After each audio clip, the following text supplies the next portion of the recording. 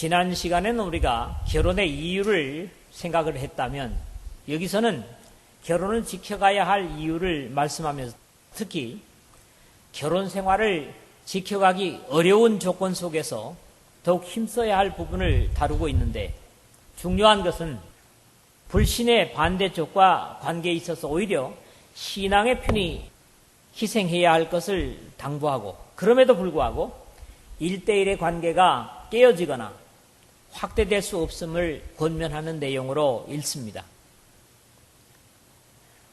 믿음으로 산다고 하는 것이 대부분 육신적으로는 손해보고 또 희생해야 되는 것을 보는데 이런 부분들을 성경에서는 자주 또 많이 말씀해 주고 있는 것을 봅니다. 오늘 우리의 실제적인 삶에서 그렇지가 못하기 때문에 더 큰 문제가 생기고 우리의 영원한 생명을 위해서 십자가에 희생하신 주님께 영광보다는 욕을 돌리게 되는 경우가 더 많지 않은가 그런 사실들을 생각하게 됩니다. 여기에서 주님의 명령과 바울의 당부의 부분을 보게 되는데 결혼한 관계 속에서 이혼이 불가능하고 만약에 이혼이 성립되었을 경우에는 홀로 살든지 이혼했던 당사자와 다시 합할 것을 명령하시는 것이 주님의 말씀이라면 불신의 아내든 남편이든 비록 믿음 생활을 하지 않을지라도 살고자 한다면 버리지 말라고 하는 권면은 바울 자신의 당부인 것을 분명히 하고 있습니다. 물론 바울 사도도 이런 말씀을 하면서 나도 성령을 받은 줄 안다 이런 표현들을 쓰고 있는 것도 보게 되죠. 바울의 궁극적인 바람은 그렇게 살다가 마침내 불신의 아내이든지 남편이든 구원을 얻는다면 그보다 더 바랄 것이 없지 않겠느냐 하는 기대이고 그렇게 될 때 자녀들까지 깨끗한 삶을 전달받을 수 있을 것에 대한 기대를 가질 수 있다 말씀하고 있습니다. 그럼에도 바울은 신앙하는 것으로 인해서 갈라서야 하겠다는 불신의 편의 요구에 응해 줄 것을 당부하면서 우리를 화평 중에 부르신 주님의 화평의 복음 속에서 이런 것에 너무 얽매여서 불행해지는 것도 하나님의 뜻이 아닐 것이라고 권면을 합니다. 불신의 남편이나 아내를 구원하려는 의지로서 삶을 지속하되 오직 주님께서 각 사람을 부르신 그대로 행할 것을 당부하고 있습니다. 사실에 있어서 부부의 관계라고 하는 것은 말처럼 쉬운 것이 아니고 때로는 불신의 반쪽을 가졌다고 하는 것에 대해서 안타까워할 때가 참 많습니다. 그럴지라도 우리를 자유케 하려고 부르신 주님의 사랑의 의도에 부끄러움이 없이 현실을 받아들이고 반쪽의 구원을 위해서 최선을 다하고 이미 서로 같은 믿음 안에서 만나서 살고 있다면 그것부터 감사하고 그렇지 못한 형제 자매들에게 격려와 위로를 할 수 있는 그런 우리의 삶이 되어야 되겠습니다. 무엇보다도 우리의 신랑 대신 예수 그리스도와 이혼을 하겠다고 하는 그런 생각은 꿈에도 하지 말아야 되겠다. 그런 것들을 먼저 생각하게 됩니다. 오늘도 한 세 부분으로 나누면서 말씀을 다루겠는데 먼저 10절에서 11절의 말씀은 결혼에는 일반적인 인간관계 이상의 의무가 따른다고 하는 것을 봅니다. 결혼한 자들에게 내가 명하노니 명하는 자는 내가 아니요 주시라. 여자는 남편에게 갈라서지 말고 만일 갈라섰으면 그대로 지내든지 다시 그 남편과 화합하든지 하라. 남편도 아내를 보지 말라. 그런 말씀으로 기록이 되고 있습니다. 첫 번째 당부는 그리스도인 부부들에게 주는 당부의 말씀으로 어찌 보면 반강제적입니다. 이 부분에 대해서는 말이죠. 주님의 명령이다 하면서 강제성을 말씀하죠. 이 사실에 대해서 예수 그리스도께서 육신으로 이 땅에 계실 때 율법으로 시험하려고 하는 바리새인들의 의도에도 불구하고 이것을 분명히 못 박으셨던 내용을 우리는 마태복음 19장 4절에서 6절의 내용 속에서 봅니다. 예수께서 대답하여 이르시되 사람을 지으신 이가 본래 그들을 남자와 여자로 지으시고 말씀하시기를 그러므로 사람이 그 부모를 떠나서 아내에게 합하여 그 둘이 한 몸이 될지니라 하신 것을 읽지 못하였느냐. 그런즉 이제 둘이 아니요 한 몸이니 그러므로 하나님이 짝지어 주신 것을 사람이 나누지 못할지니라. 이렇게 말씀을 하고 있습니다. 여기서 본래 그를 남자와 여자로 만드셨다 하는 말씀도 중요하고요. 부모를 떠나서 아내에게 합하여 그 둘이 한 몸이 될지니라 하는 말씀. 그리고 마지막 부분에 하나님의 짝지어 주신 것을 사람이 나누지 못할지니라 하는 부분이 강조되고 있습니다. 결혼을 한 사람들은 또 하나의 완벽한 하나님의 질서에 순복해야 하고 단단히 붙여진 결혼을 한 사람들은 하나님께서 하나 되게 하신 것을 나누게 한다고 하면 그것은 분명히 정상이 아닐 것이고 또 찢어진 흔적이 평생을 남을 수 있음을 지적하고 계시는 내용입니다. 결혼이라고 하는 것은 하나님께서 만드신 귀중한 관계라고 하는 것을 우리가 이 말씀에서 보는데 이 세상에서 하나님께서 맺어주시는 관계가 크게 두 가지가 있다고 봅니다. 첫째는 부모와 자식의 관계입니다. 그것은 자연적이죠. 내가 이 집안에 나고 싶어서 낳습니까? 맞습니다. 나고 싶지 않아도 나는 거지요. 이게 뭡니까? 하나님께서 만들어주신 부모의 관계거든요. 그것은 이 세상을 떠나는 순간까지도 피해갈 수 없는 짊어지고 가야 될 관계입니다. 그렇죠? 그렇기 때문에 이거는 결국 사람의 의도와 관계없이 하나님께서 만들어주신 절대적인 관계입니다. 벗어날 수 없는 관계라고 하는 거죠. 두 번째는 역시 부부의 관계입니다. 맺어지기까지는 자율적입니다. 그러나 한 번 맺어진 가족, 부부는 하나님께서는 그것이 하나님께서 짝지어 주신 것이다. 그렇게 말씀을 한다는 거지요. 그만큼 지켜져야 하는 것으로 함부로 해서는 안 되는 것이 역시 남녀가 만나는 결혼이다. 이건 하나님의 절대적인 창조의 원리 속에서 생각해야 되기 때문에 결혼해서 후회할 그런 정도의 결혼이라고 하면 애시당초 안 하는 것이 낫다. 이런 두려운 것까지도 우리가 생각을 하게 됩니다. 결혼한 사람들에게는 주님께서 주시는 명령이 분명합니다. 결혼한 자들에게 내가 명하노니 명하는 자는 내가 아니요 주시라. 하나님께서 결혼한 자들에게 명령을 하십니다. 이 세상이 지금 도덕적인 해이 때문에 이혼이 많이 행해지고 그것이 자연스럽게 받아들여지고 있지만은 이혼 자체가 부자연스러운 것입니다. 자연스러운 게 아닙니다. 그렇게 돼서는 하나님의 뜻이 이루어질 수 없는 거지요. 그래서 하나님 뭐라고 말씀하십니까? 갈라서지 말라. 이런 당부를 합니다. 사람의 생각은 고통스러운 관계 속에서 헤어지지 못하는 것이 아픔이라고 생각을 하는 것이 사실이죠. 그러나 첫 결혼식에서의 서약은 반드시 지켜져야만 합니다.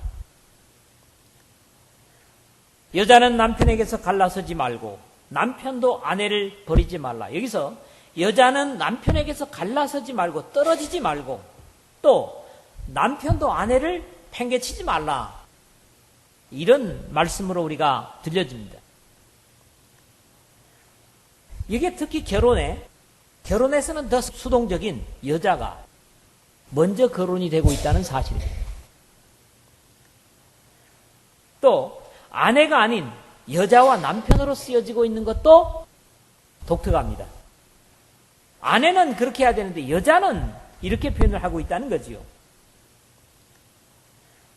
또 쓰여진 용어의 본래적인 표현상, 이 헬라어로 쓰여진 어법상 말입니다. 갈라서지 말고 버리지 말라 하는 표현들이 모두 수동형으로 쓰여지고 있어요. 적극적이지 않은 것을 말씀하는 거죠. 그런 입장에서 이혼은 절대로 적극적이지 말아야 할 것을 심심 당부하고 있는 표현을 봅니다. 왜 그렇습니까? 하나님께서 짝지어 주신 관계가 지켜져야 하기 때문이라고 오늘 11절에도 말씀하죠. 그런즉 이제 둘이 아니요 한 몸이니 그러므로 하나님이 짝지어 주신 것을 사람이 나누지 못할지니라. 마태복음 19장 6절에 그렇게 말씀을 하신 것처럼 이것이 깨어지면서 상처와 많은 어려움이 인간관계와 사회 속에 등장하게 되었습니다. 이게 사실이거든요.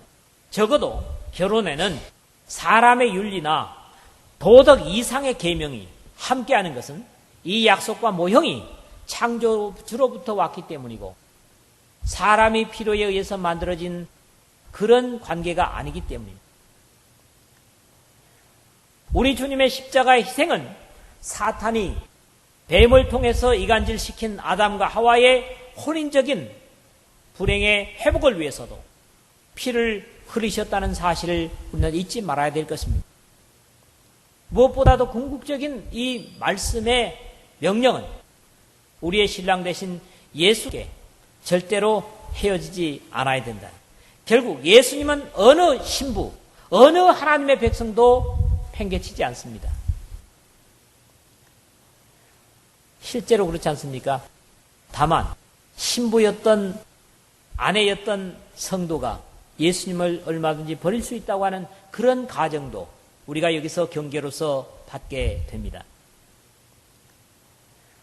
두 번째 이 말씀은 12절에서 15절입니다.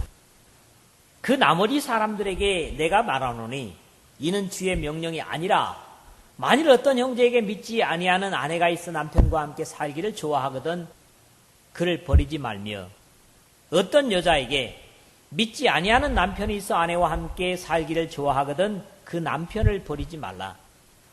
믿지 아니하는 남편이 아내로 말미암아 거룩하게 되고 믿지 아니하는 아내가 남편으로 말미암아 거룩하게 되나니 그렇지 아니하면 너희 자녀도 깨끗하지 못하리라. 그러나 이제 거룩하니라.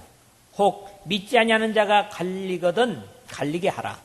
형제나 자매나 이런 일에 구애될 것이 없느니라. 그러나 하나님은 화평 중에서 너희를 부르셨느니라. 좀 이 내용 속에서 더 많은 부분을 차지하고 있는 그런 내용이죠. 믿지 않은 반쪽이 거룩하게 되도록 하라고 하는, 구원받게 하라고 하는 것이 사실은 이 내용 중에서 핵심입니다. 이 두 번째 당부는 이미 결혼한 부부 중 한쪽만 복음을 받아들인 경우에 대한 가르침입니다. 이 경우에는 두 사람이 다 기도인인 경우와는 또 다른 그런 내용입니다. 1세기 당시에 고린도는 불신의 사람들은 사실 깨끗지 못한 남녀관계를 가정하고 이런 권면을 주고 있다고 하는 것을 우리가 생각해야만 합니다. 함께 살기를 좋아하거든 버리지 말아라. 12절 13절 그렇게 말씀을 합니다. 만일 어떤 형제에게 믿지 아니하는 아내가 있어 남편과 함께 살기를 좋아하거든 그를 버리지 말며 어떤 여자에게 믿지 아니하는 남편이 있어 아내와 함께 살기를 좋아하거든 그 남편을 버리지 말라. 그렇게 말씀을 하는데 여기서도 믿지 아니하는 아내가 먼저 거론이 되고 믿지 아니하는 남편이 나중 거론되는 것이 일반적인 남녀의 부부관계에서 좀 다른 것을 접하게 됩니다. 왜냐하면 혼인에 있어서 남자가 언제나 주체가 되고 여자는 돕는 배필로 나타나는 것이 성경의 창조의 질서 속에서나 또 후대의 결혼에 얘기할 때 일반적이기 때문입니다. 여호와 하나님이 이르시되 사람이 혼자 사는 것이 좋지 아니하니 내가 그를 위하여 돕는 배필을 지으리라 하시니라. 창세기 2장 18절에 그랬고 20절에 아직 하와를 짓기 전이었기 때문에 아담이 돕는 배필이 없으므로 그렇게 표현이 되고 있습니다. 여기에 비록 수동적인 표현이긴 하지만 선택의 권리를 불신의 편에 두고 있다고 하는 것이 독특합니다. 그러면서도 믿음의 사람을 향하여 버리지 말며 버리지 말라 하는 표현이 반복이 되고 있습니다. 버리지 말라. 어떤 사람을 신앙하지 않는다고 해서 버리지 말아라. 한번 영원한 관계는 아니지만 육신적인 평생의 연을 맺었다면 절대로 버린 일이 있어서는 안 된다 말씀하고 있습니다. 불신의 반쪽에 믿음의 좋은 영향을 받게 하라고 하는 내용이 이 말씀의 중심이라고 그랬죠? 14절이거든요. 그러면서도 믿지 아니하는 남편이 아내로 말미암아 거룩하게 되고 믿지 아니하는 아내가 남편으로 말미암아 거룩하게 되나니 그랬습니다. 그런 기대를 주고 있는 것이죠. 진정한 믿음의 사람은 불신의 영향을 넘어서는 능력을 가지고 있음이 역시 하나님의 약속입니다. 불신하는 대상은 결국 우리와 같이 하나님의 도움을 받거나 말씀의 도움을 받거나 성령의 도움을 받지 못합니다. 하나님은 믿음의 사람들에게는 누구에게나 너와 함께 할 것이다 하는 약속이 그것입니다. 결혼 생활하는 남편에게도 하나님은 함께 하시기 때문에 주님을 믿지 못하는 사람보다도 어떻습니까? 주님과 함께 사는 우리가 더 능력이 있다는 겁니다.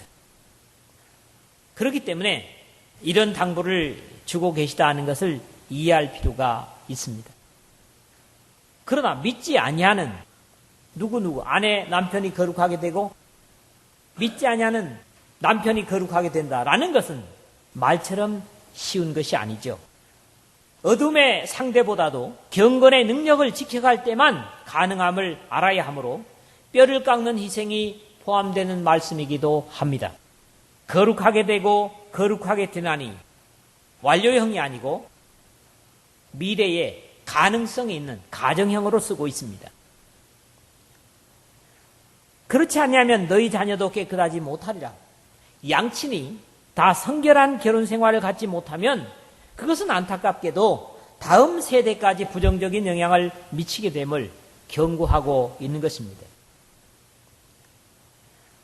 아이들은 거룩한 영향보다는 분명히 불신의 영향을 더 받게 되는 것은 어쩔 수 없는 사실입니다. 물론 이런 말씀 속에서는 홀로 사는 남편이든 아내를 부정하고 있는 것은 아닙니다. 역시 경건한 영향력을 끼칠 수 있다고 하는 사실을 말씀하고 있는 것이죠. 그러면서 불신의 의견을 존중해 주어라. 그런 표현을 15절에 봅니다. 혹 믿지 아니하는 자가 갈리거든 갈리게 하라. 형제나 자매나 이런 일에 구애될 것이 없느니라. 그러나 하나님은 화평 중에서 너희를 부르셨느니라 말씀합니다.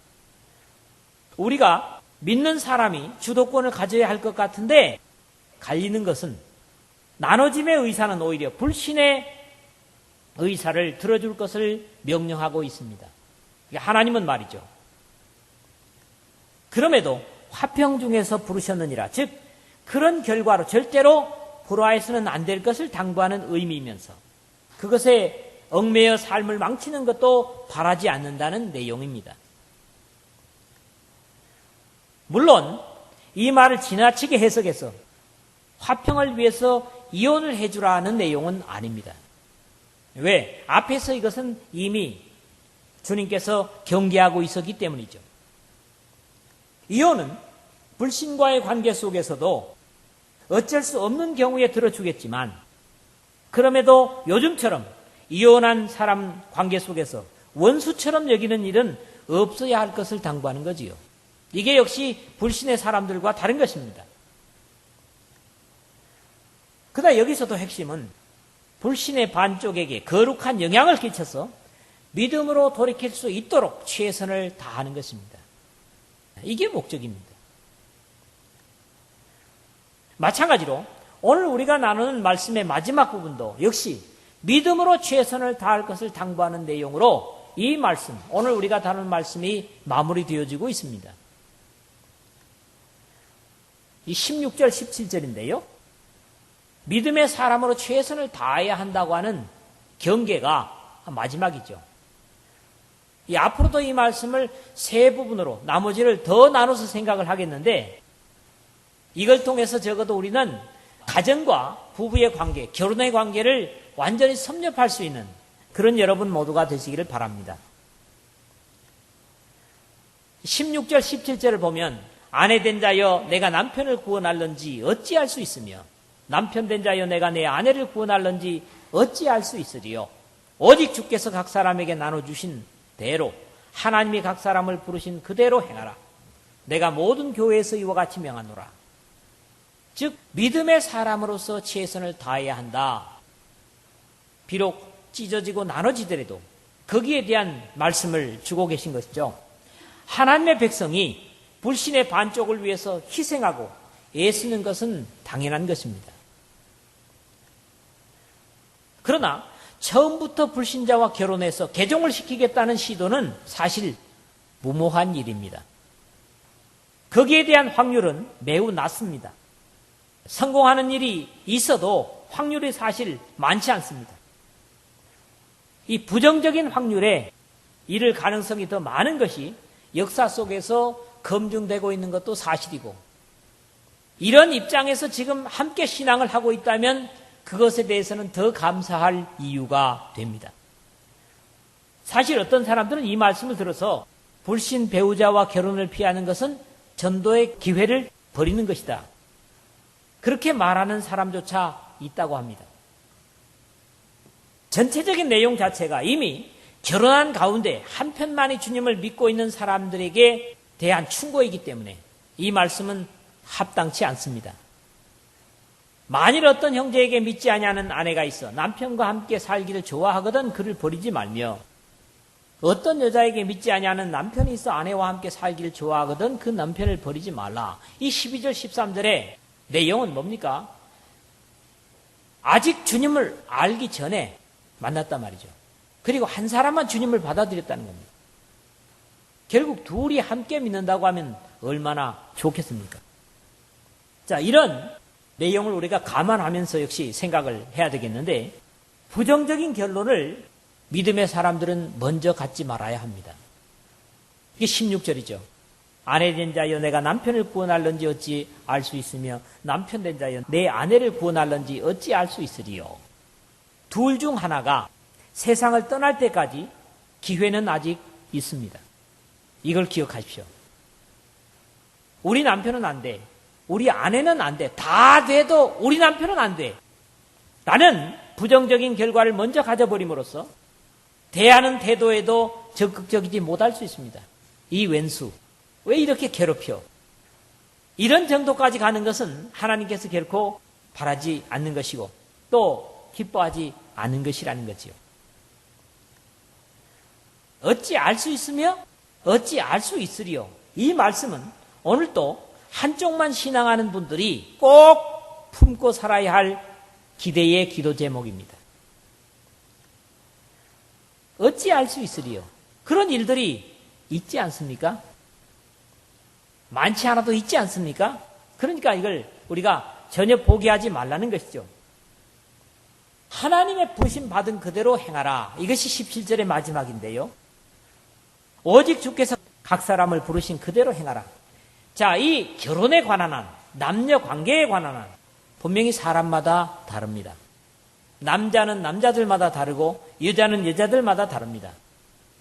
그러나 하나님은 자기 입장에서 자기 신앙의 환경 속에서 원망보다는 감사를 가지고 살라고 하는 그런 당부를 주고 계시는 것이죠. 자신의 처지를 원망하지 말아라 이런 말씀이에요. 행여 불신의 대상하고 함께 산다고 할지라도 그 처지를 원망하지 말라고 하는 그런 말씀으로 주어지는 것입니다.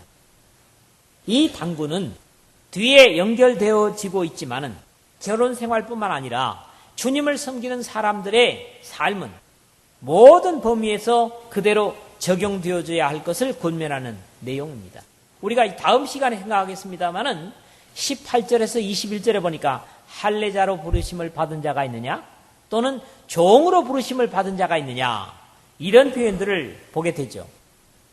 주님께서 우리 믿음의 사람들에게 주신 사명이 신앙적인 것이든 사회적인 것이 됐든 각자에게 다르고, 다만 우리는 그것을 우리 각자의 형편에서 평화와 복음 증거를 위해서 적절하게 사용되어줘야 하겠지만, 구체적으로 역시 사람마다 남녀마다 다릅니다. 그렇기 때문에 자신의 위치에서 자신의 역할과 삶의 역할을 귀중히 여기고 주님의 기대와 뜻을 세워가는데 최선을 다하라는 당부의 말씀입니다. 그리고 이것을 내가 모든 교회에서 이와 같이 명하노라, 그렇게 당부를 합니다. 즉 이러한 삶의 자세는 어떤 특정한 사람에게만 주는 당부가 아니라 역사 속에 모든 교회에서 신앙하는 사람들에게 지속적으로 주는 권면이라는 말씀입니다. 예수께서 저주의 십자가를 지신 것은, 예수님께서 저주스러운 십자가를 지신 것은 에덴에서 허물어진 가정의 회복을 위한 희생이기도 하다고 하는 것을 우리가 믿어야만 합니다. 요즘 집은 있으되 가정은 없다라는 안타까운 말이 유행을 하고 있습니다. 이것은 적어도 신앙 속에서는 있어서는 안 될 말입니다. 집은 없어도 가정은 있어야 됩니다. 이게 적어도 안정된 삶의 모습인 것이죠. 적어도 결혼은 어떤 관계보다도 중요한 관계로 이 비밀이 크도다. 이 비밀이 크도다. 에베소서 5장 32절에 그렇게 증거되고 있습니다. 이것은 인간 관계에서 끝나는 것이 아니라 비록 한쪽이 불신일지라도 하나님과 예수 그리스도와 관련되어 있다고 하는 사실을 에베소서 5장 22절에서 33절에 말씀하고 있습니다. 그렇기 때문에 그것을 깨뜨리는 것은 매우 위험한 일입니다.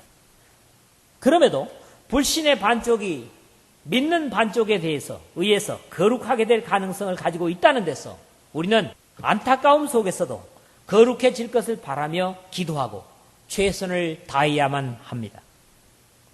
만약 불신의 반쪽이 나눠짐을 요구하더라도 그것조차도 의연히 받아들이는 성결된 모습으로 기다릴 수 있는 성결을 통해서 상대를 변화시킬 수도 있다고 기대를 주고 있는 말씀입니다. 믿는 것은 세상에서 어쩌면 더 손해가 많은 것이 사실이지만 각자에게 하나님께서 주신 믿음의 분량대로 최선을 다하라고 미리 부정적인 생각으로 절망하는 것은 주님께 기뻐하지 않으실 것이라고 하는 당부를 주고 있습니다. 어떤 조건에서든지 믿음의 사람들은 가정에서든지 또 결혼에서든지 나의 의는 믿음으로 말미암아 살리라. 또한 뒤로 물러가면 내 마음이 그를 기뻐하지 아니하리라 하셨느니라. 우리는 뒤로 물러가 멸망할 자가 아니요 오직 영혼을 구원함에 이르는 믿음을 가진 자니라는 확신을 이 결혼 속에서도, 힘겨운 결혼 속에서도 지켜가는 여러분 모두가 되시기를 주의 이름으로 부탁을 드립니다.